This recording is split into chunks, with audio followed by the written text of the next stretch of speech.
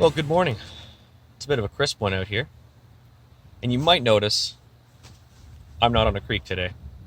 And that's because this isn't a Creek Chronicles episode. This is an episode about a rig. A rig that I only discovered this year, and that, truthfully, I really wish I could have used a lot more. However, most of the fishing I did this year were in, weedier conditions.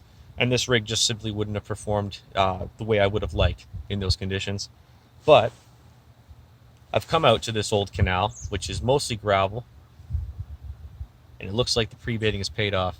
So let's get a quick look at this rig, and we'll get it out there and see if we can nab a fish or two. So this is the rig that I'm going to be using today. As I said, I only really came across it and started using it this year, but it goes by a couple different names. You might notice, if you do follow a lot of rigs, the Ronnie rig is also known as the spinner rig, also known as the gyro rig. And this rig is very similar in that it has a couple of different names. Frank Warwick calls it the shot on the hook rig. If you Google buoyant hook rig, you'll see another rig that's very similar. But I like to call it the Shotshank rig. As you can see, it's actually quite simple to tie. You simply tie on a length of coated braid onto a hook, using your preferred knot. I actually use a knotless knot here and cut off the tag end. You can see that I've got a small BB size shot just below the eye of the hook there, a hook aligner, hook bead, bait screw with my preferred bait, and a small whipped on section of braid where I've fixed a split shot and blobbed the end down with a lighter. Now when this rig sits in the water, it is quite interesting. The actual hook point itself stays off the bottom. As you can see, when those two weights touch the ground, the hook is actually off the bottom. When a carp picks that rig up, like so, goes into their mouth, you can see that that hook point remains parallel. So in theory, this is actually quite a difficult rig to spit because the weight is on this side of the hook. And that's the theory that Frank Warwick sort of proposes and a number of other anglers propose. But of course, it's all theory. Let's see how it does in practice. So as previously stated, I am fishing a canal today. So to sort of give you a brief summary of this place, between the southern lock gate and the one in the north, I've got approximately 8 acres of water to fish. It's really anybody's gamble as to how many fish are in here, as they can move freely in and out of this system as much as they want. But I'm going to hazard the guess that there's probably about 50 fish in here. No more than 100 for sure, but somewhere around that 50 to 100 mark, I'd be comfortable guessing. The way I'm fishing this spot today is starting at about 10 yards out, following the contour of that margin there. There's a ridge into a drop-off. Now, that is a natural feature. Carp love following the contours of the shoreline, and they like to find those ridges where the drop-offs begin, and they'll just cruise along those all day. Usually there's a weed line associated with them as well. This particular spot has very little weeds, but there are weeds along that ridge. If you walk along that margin, you will see the odd weed patch here and there. So I've actually got myself, where this ridge comes out, it sort of, comes around here and then completely drops off along the canal wall. So I've got myself situated so that as, that ridge makes its bend, I'm actually right in that bed, and I'm in approximately 4 feet of water. I'm not very far out, I don't have to be, and it allows me to bait with a lot more confidence as well.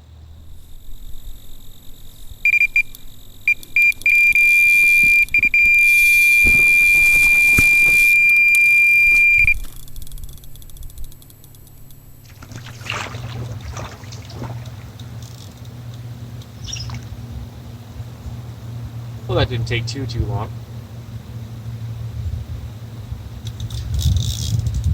Sun climbed its way over the canal wall here and started to warm up the water in front of me, and a fish graced me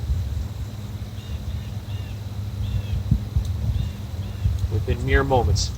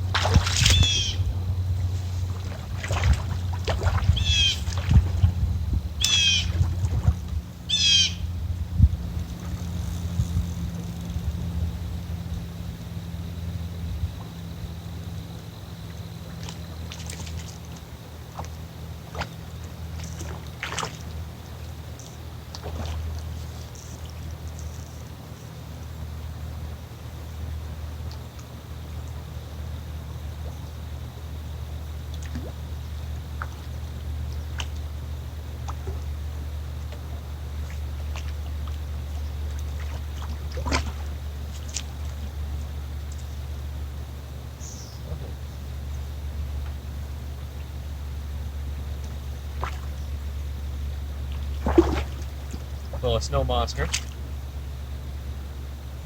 but it's certainly a start.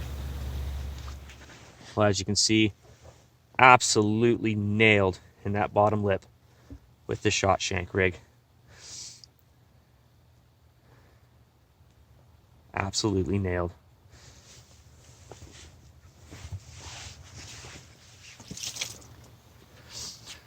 Well, as I said, he was absolutely nailed by that Shotshank rig.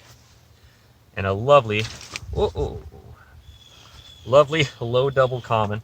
Get back here, you. Feisty little devil, too.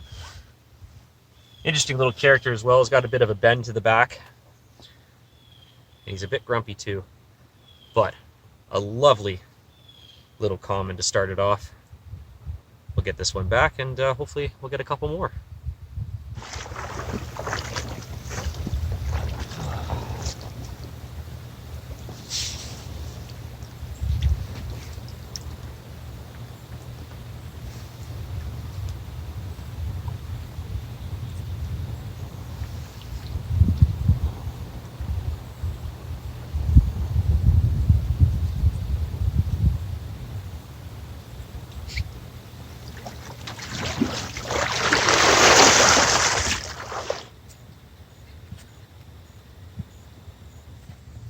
You can talk to any sailor, you can talk to any fisherman about northeasters, and they're going to tell you the same thing that I'm going to tell you right now.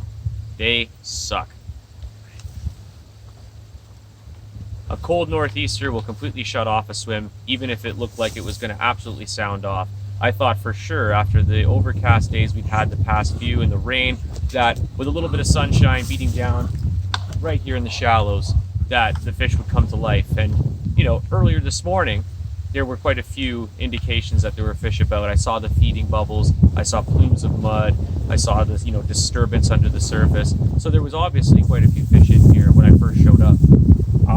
However, after having that first fish, it seemed as though the activity was beginning to crawl to a halt, and I wondered why. I thought, why are they not coming back in?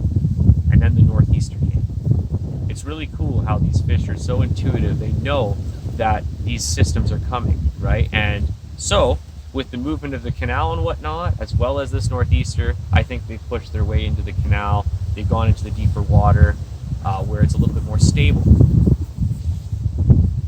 However, my goal today wasn't to catch a ton of fish. It was to catch more than one, but at least I didn't blank. The point of today was to show you this Shotshank rig.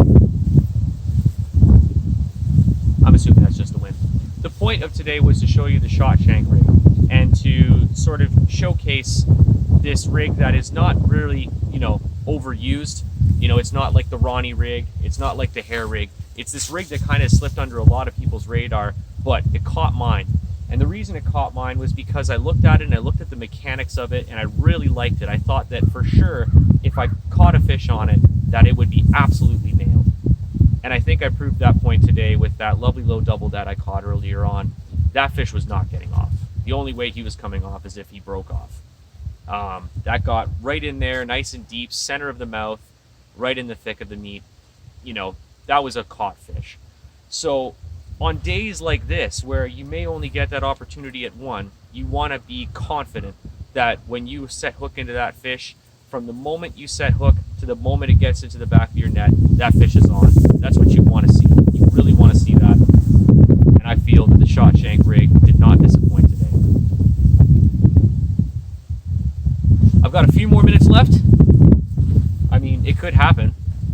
I've had this before, last knockings and all that. But in the event that I don't, I hope that you enjoyed this episode as much as I enjoyed bringing it to you. And until next time, tight lines.